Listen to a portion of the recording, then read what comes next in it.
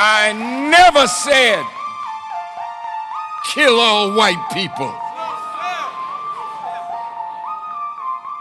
Those are not my words. Those are the words of the mischief maker. So the Holy Quran answers that. And mix not up truth with falsehood, nor hide the truth while you know. If you're going to quote me, then quote me. But when you add your evil mischief making to my words to make white people think that I'm calling on black people to kill white people to start a race war, then you're nothing but a lying devil.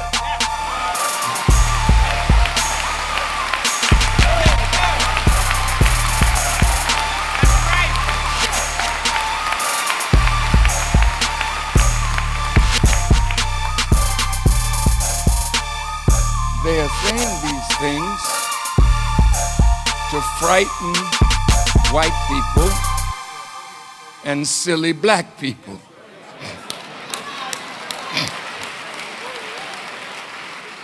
They don't want you and I to meet in Washington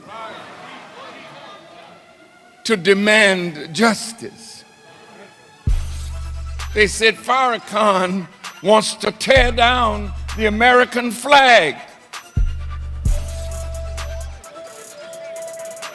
And there are some white people are saying, well, we're going to go to Washington to protect Old Glory.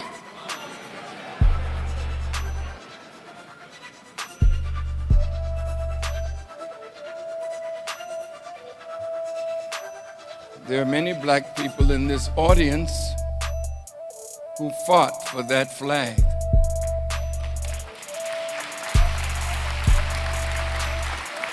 There are many wounded blacks and browns and Native Americans and poor whites who have fought for that flag.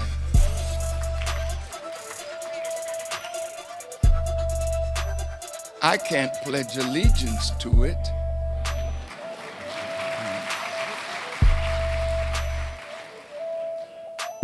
But I said, I respect that flag. They didn't print that.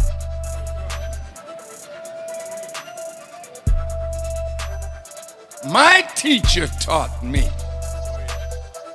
to respect the flag as it is the flag of a sovereign, independent nation. And I want you to respect it because one day we hope to have an independent, sovereign nation with our own flag.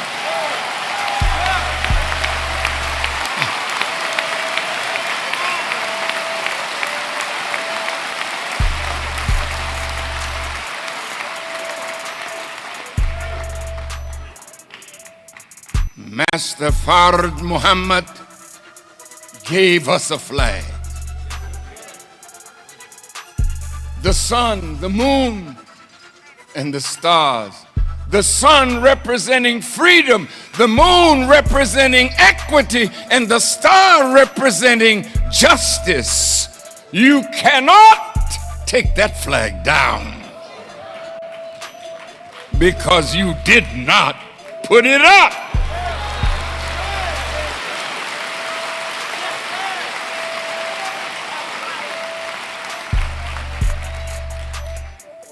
I say again,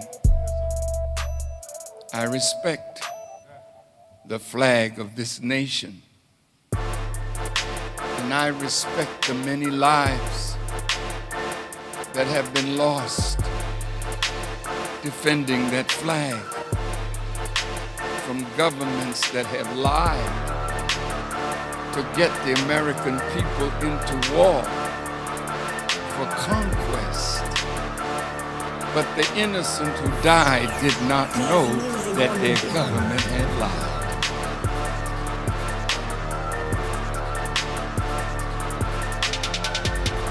A black man was the first to die for the American flag of the continental United States, 13 colonies. And that black man died in Boston, Massachusetts. His name was Crispus Attucks. He died for America's independence, and we don't have it yet. We, his people. We died in the War of 1812. We died in the Civil War on both sides of a question that had to do with blacks and slavery. South Carolina seceded from the Union in a treacherous act against their government, and other states followed. How dare you talk about liberating the slave who was the backbone of the economy of the South?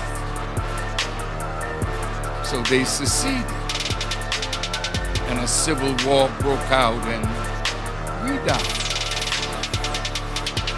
And they died on both sides of that question. And then Abraham Lincoln said he wanted to free the slaves.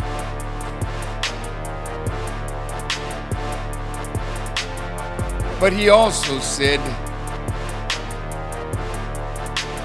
he really, if that would save the Union, he would free us. But even the freedom was treacherous.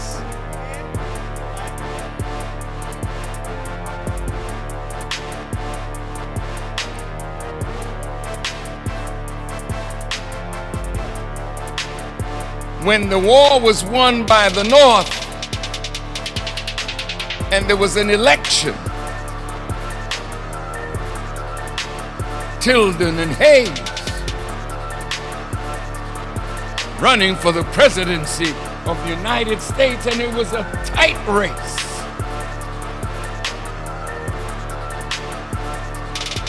And they met in a hotel in Washington, D.C., the Wormley Hotel, I believe it was. And they made a deal. And the deal dealt us out of the new little freedom that came with the Emancipation Proclamation. Federal troops were in the South protecting us. And the deal that was made was one of them would be president, but they would have to bring the federal troops out of the South and out of protecting us. And then slavery began in a more cruel form. It was called sharecropping. We were betrayed by the government of the United States of America. We were betrayed. Now they had to put us back on the land. Those that ran away from slavery conditions, there were police that are formed to track down the slaves and bring them back. That was the function of the first police.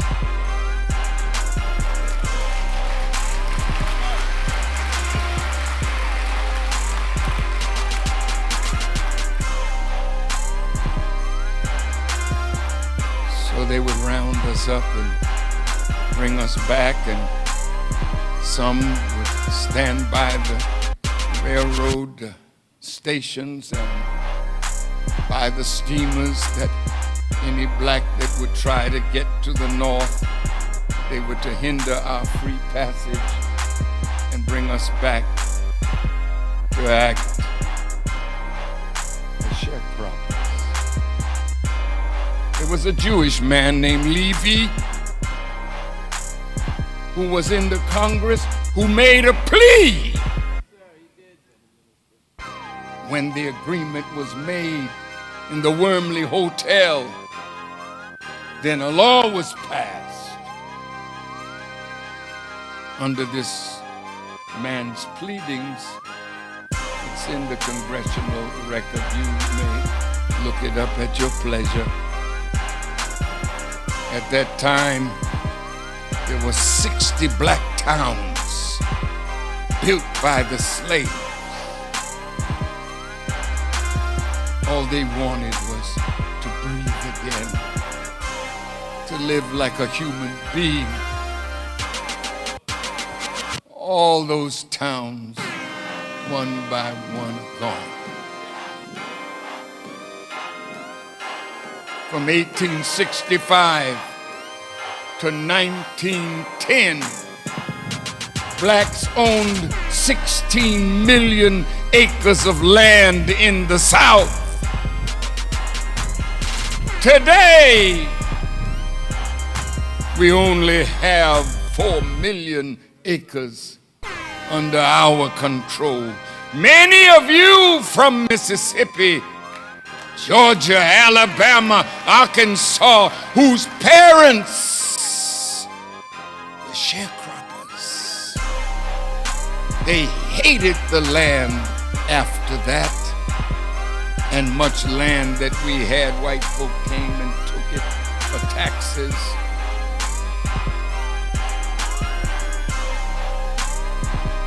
And still, no justice.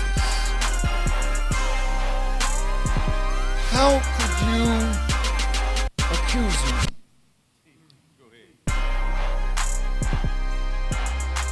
of trying to get blacks to murder whites when I said, give me 10,000 fearless men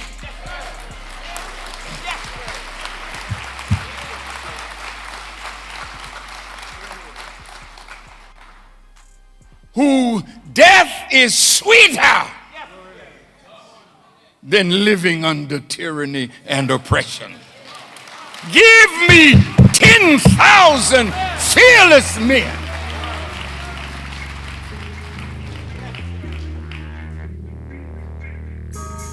And when they heard that, they started adding. He said he wants 10,000 fearless men to kill all white people.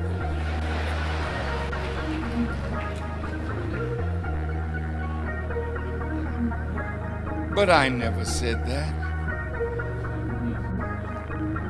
What do we need 10,000 fearless men for? I never said. But whenever the white man feels like he's threatened, oh boy, he's coming. That crazy lunatic Farrakhan is gonna try to kill us all. Oh, no, no, no. Not I. You don't have to worry about me. You have to worry about the God of justice.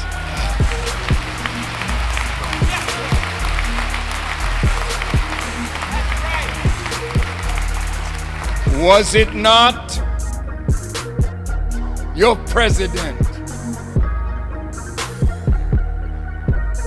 that said, I tremble for my country when I reflect that God is just and that his justice cannot sleep forever? I didn't say that. Hamilton said it. Thomas Jefferson said it. Thank you. Why was he trembling?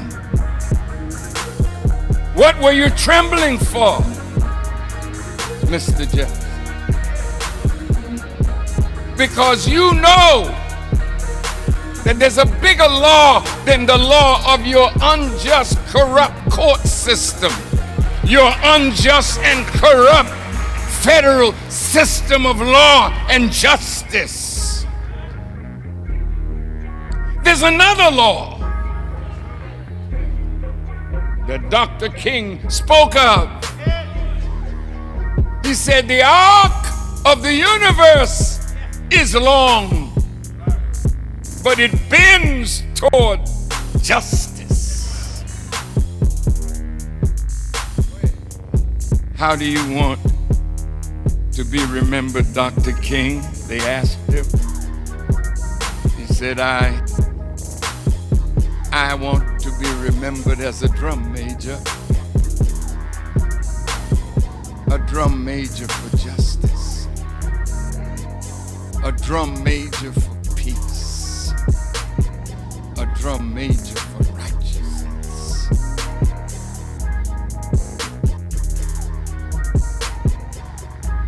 I'm honored to be in Memphis. I'm honored to be here with some of those who were the garbage men who worked that Dr. King paid his life for.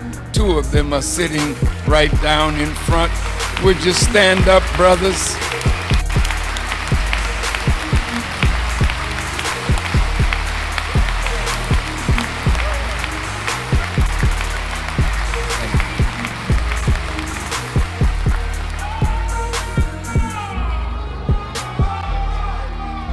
All of the veterans that have fought in World War II, in Korea, and in Vietnam, if you're present, would you stand, please?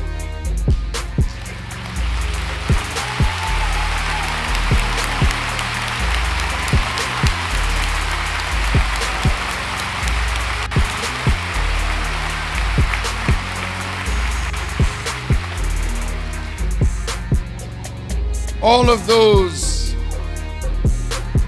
who were blessed to come back from a tour of duty in Iraq and in Afghanistan, if you're in the audience, would you stand, please?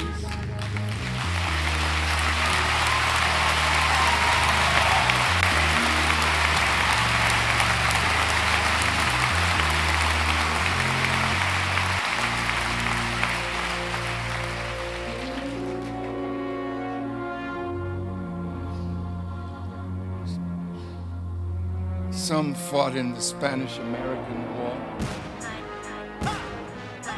I know they're not here.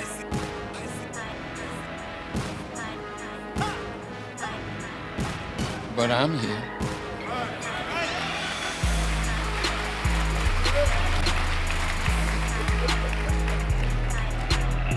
The USS Maine was in Havana, Cuba. And America plotted and bombed the USS Maine and blamed it on the Spaniards.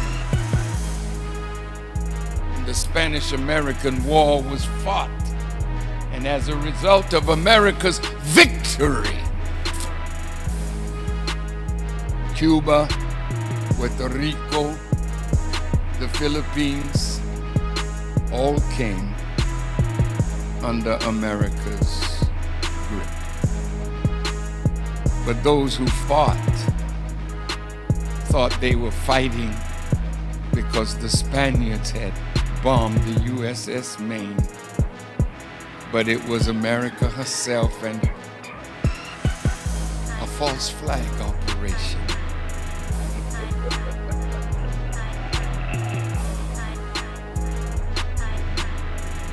Who will tell the truth? Who will stand up for America for real? Many of you are cowards. You know the truth, but you won't tell it for fear of loss of friendship that you never had in the first place.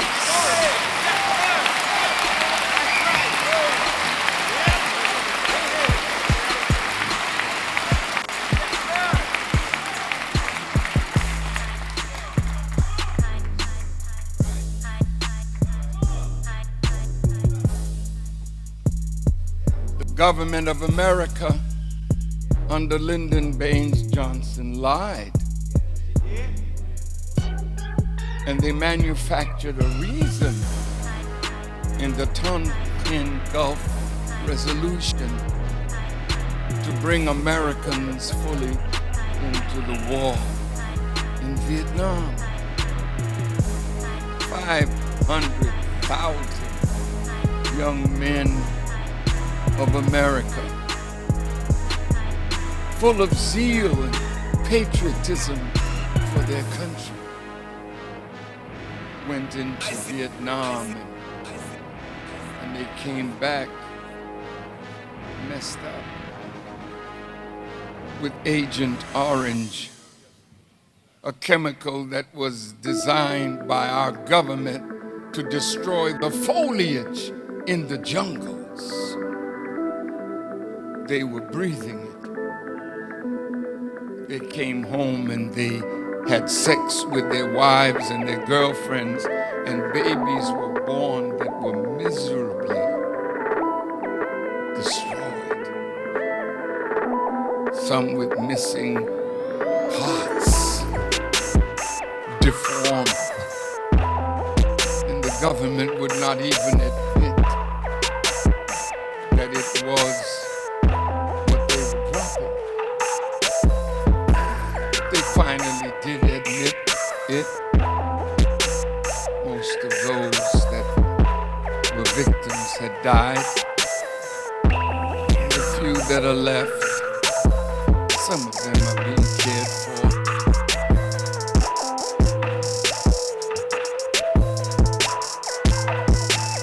You want to release a spy, a Jewish fella named Pollard,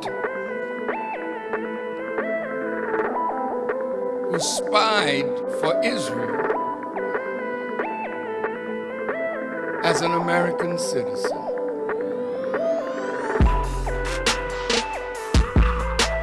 We have been most loyal. We have been most faithful. We don't have record of us spying for a foreign nation. And with all that we've suffered, we've never taken up arms against our government and against the white people of this nation.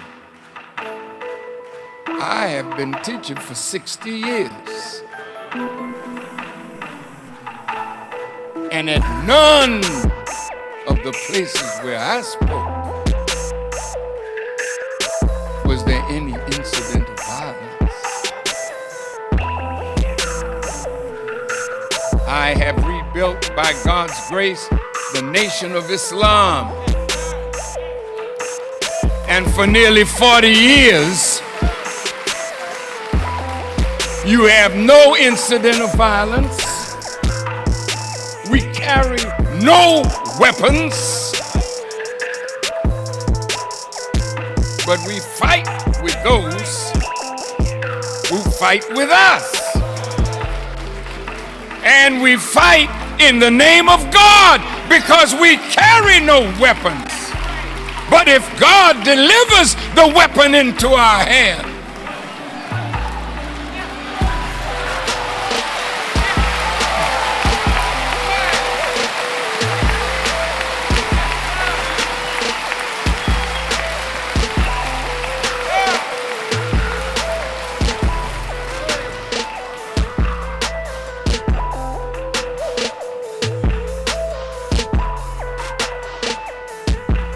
this is our country. We paid a price. When you say this is your land, and And we sing right along with you, this is my land. Not one of you have paid the price that we have paid. Some of you who are immigrants, you tweet me or send me emails. We don't owe you niggers, S-H-I-T.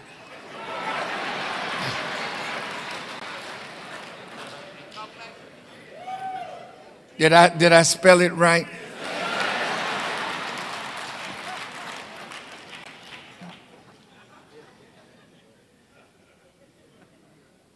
You said we didn't enslave nobody. Yeah, the job was done when your fathers got here. You came from Eastern Europe and other places to an America that was made rich by our sweat and our blood. No, you didn't sell us. You didn't buy us. But you're privileged because the foundation was laid for you by us. We want justice. We need justice.